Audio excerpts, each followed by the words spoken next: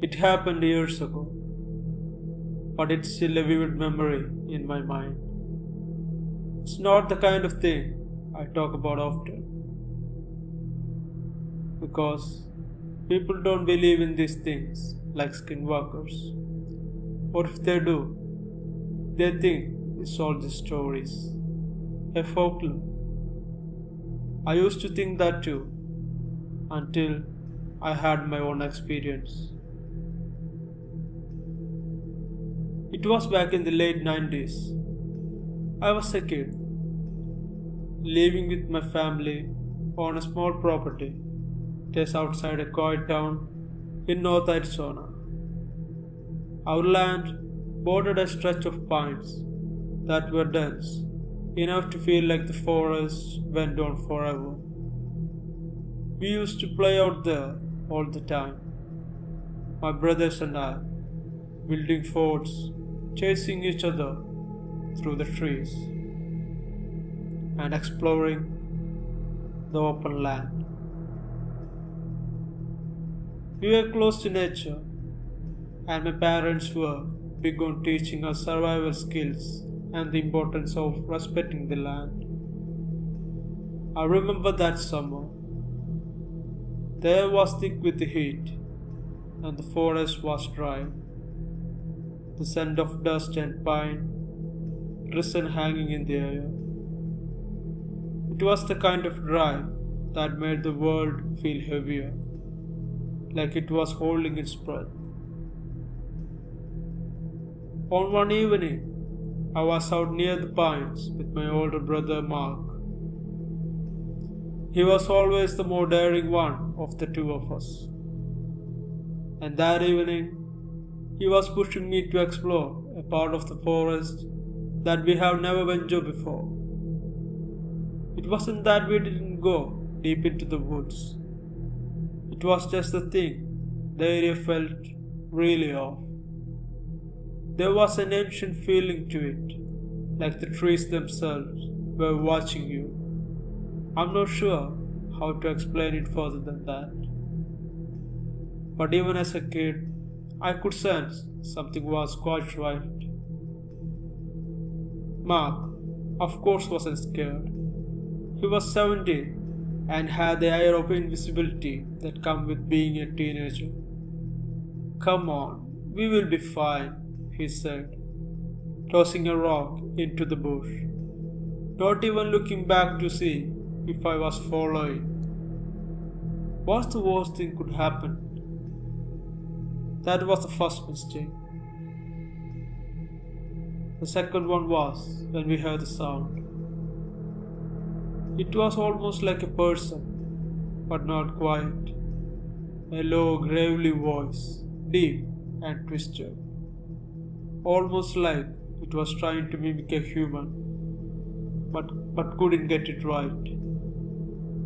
It echoed from somewhere deeper in the trees, and though I couldn't make out any words, there was a sense of urgency to it. I thought I heard my name being called out.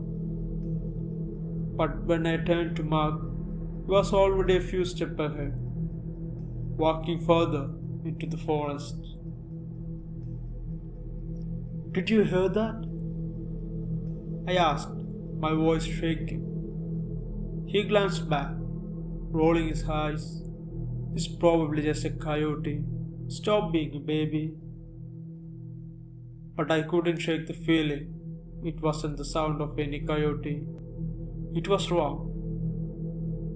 And then I saw it. At first, it was such a flash of movement, too quick to be anything I could identify. Something pale, almost white, darting between the trees. I froze, staring into the darkening shadow of the pines, my heart hammering in my chest. My skin prickled as if a cold wind had blown across it, even though the air was still warm. My mouth went dry. I tried to call out, Mark. trying to keep the panic from creeping into my voice. He turned again. I know it this time. I swear, if you're acting like a baby, come on, just a little further. But when I looked back into the trees, I saw it again. A figure, tall, but unnaturally tall, moving between the trunks of the pine with unnatural grace. It didn't make any noise, but the way it moved, like it was gliding rather than walking, that sent a chill down my spine. I turned to Mark. We need to go back, I said. I was barely above a whisper. What? He raised an eyebrow. Are you serious, dude? There's nothing out there. Let's just... That's when it came closer. Step out from behind one of the trees. I didn't understand what I was seeing at first. It looked like a person, but everything about it was wrong. Its limbs were too long, too spindly, and the way it moved, it wasn't human. It was like watching something that didn't belong in this world, like it had stepped out of a nightmare. Its skin was pale, stretched tight over its bone, and its face was hideous. Its eyes were too big, dark and empty, like pits. Its mouth was the worst part. It was wide and opened up to an unnatural angle, revealing rows of sharp, yellowed teeth that seemed to gleam in the fading light. Before I could react, the thing opened its mouth wide, and then that's when I heard it, my name, Jason. The voice wasn't Mark, it was deep, rasping like the growl of an animal, but somehow it sounded like it was trying to imitate him. I could feel my heart skip a beat, and in that moment, all the hairs on my back of my neck stood up. Jason, come closer. Jason. I didn't know what to do. It wasn't just the thing itself that terrified me. It was the way it was calling my name. It wasn't like a voice I had never heard before. It wasn't Mark's, but it was close enough to make my blood run cold. The worst part, I could feel it in the every pit of my stomach, that it knew things about me. Things it shouldn't have known. Things no one would know unless they had been watching me for a long, long time. That was when Mark turned around. What the hell, man? I'm tired of you. I grabbed him by the arm, pulling him back, nearly knocking him off balance. Mark, we need to get out from here, now. He yanked his arm away, visibly frustrated. What's your deal? It's just some weird shadow or something. You're freaking out for no reason, dude. But I wasn't freaking out, not for no reason. I forced him to follow me as I stumbled back the way we came, my eyes locked on the shadow that had started following us. It wasn't running or even walking.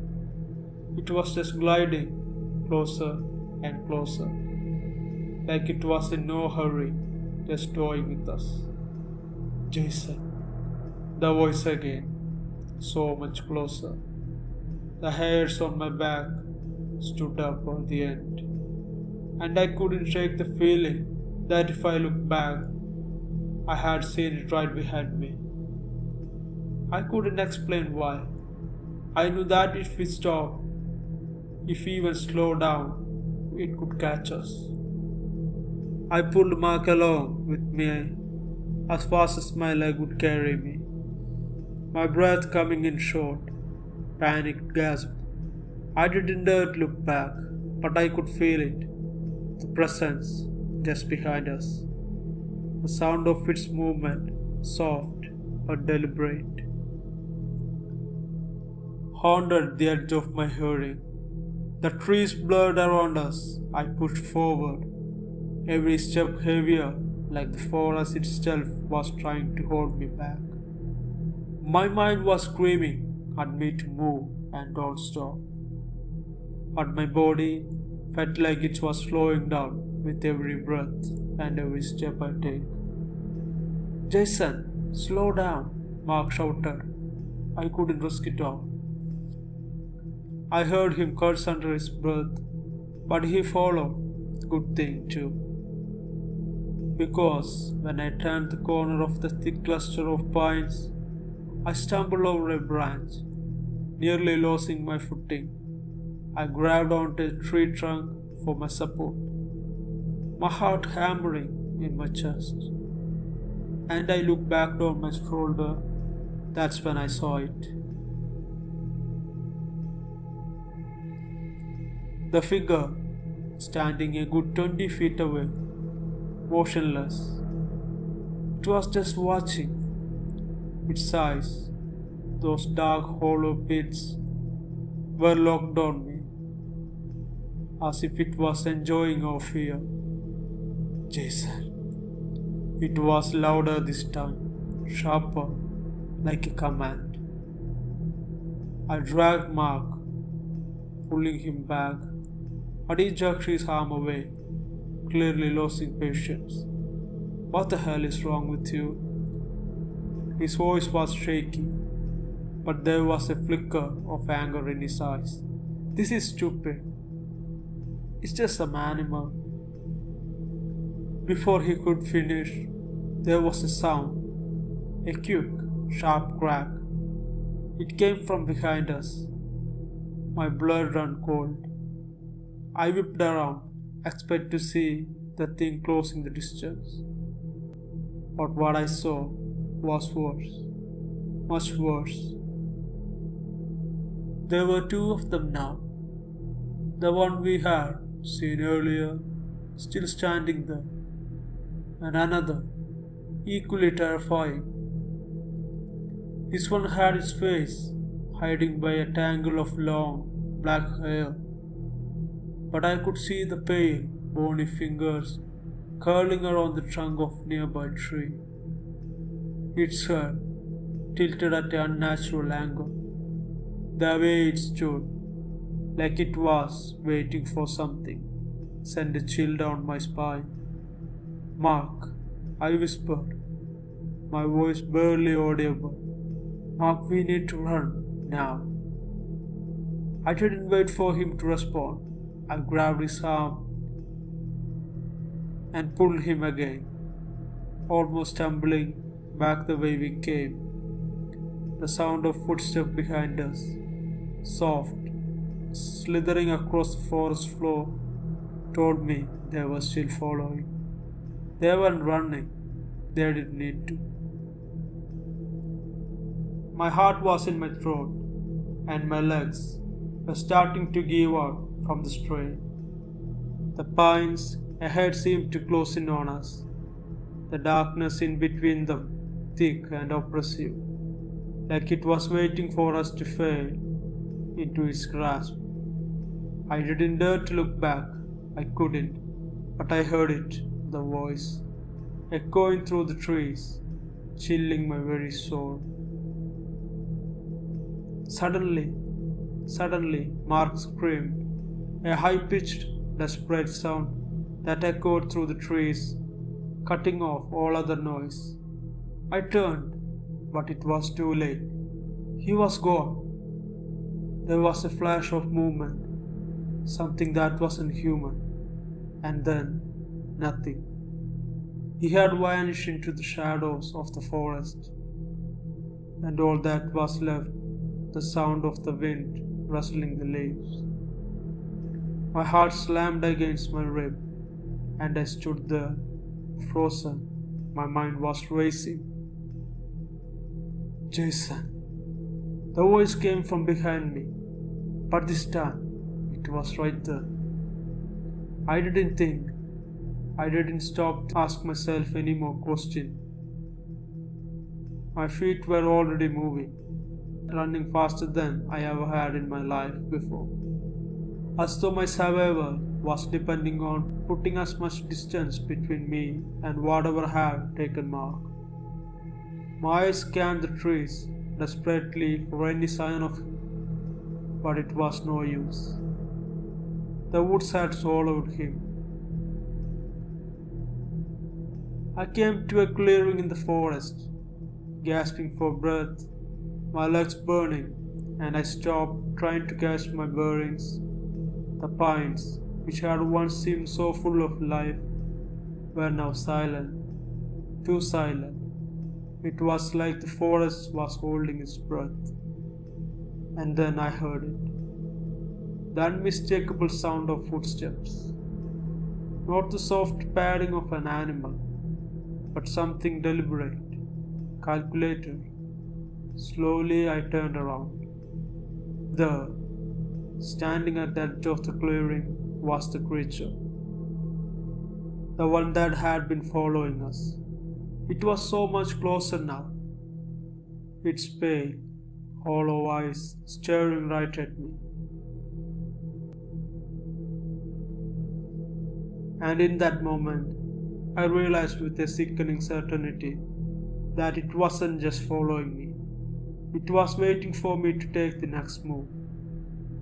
Jason. The voice rasped again, but this time it was no longer just imitating me. It was mocking me, playing with me. The way it said my name twisted in the air, making my skin crawl. I couldn't breathe. I couldn't move. There was no escape, no way to outrun the creature. My heart pounded in my chest, and a deep primal fear surged through me. I turned, my eyes frantically searching for some way out. There was nothing but the pines, closing like a cage. Then, the creature, tall and impossibly thin, stepped forward. And in that instant, I understood. It wasn't just playing with me. It wanted me the way it had wanted Mark. And like Mark, I knew what would happen next. Jason, the voice whispered again, but this time there was something different in it. Something colder. It sounded like Mark, but I can clearly see it was not him. He's gone. He's no longer there. It's just the voices. I turned and ran from the forest, and I didn't stop until I reached my home, screaming for my parents and telling them that Mark went missing. We searched for a while, informed the police and the news, but to this day we didn't find them. I never went back to the forest. After this happened, we moved out from there, but that day still haunts me.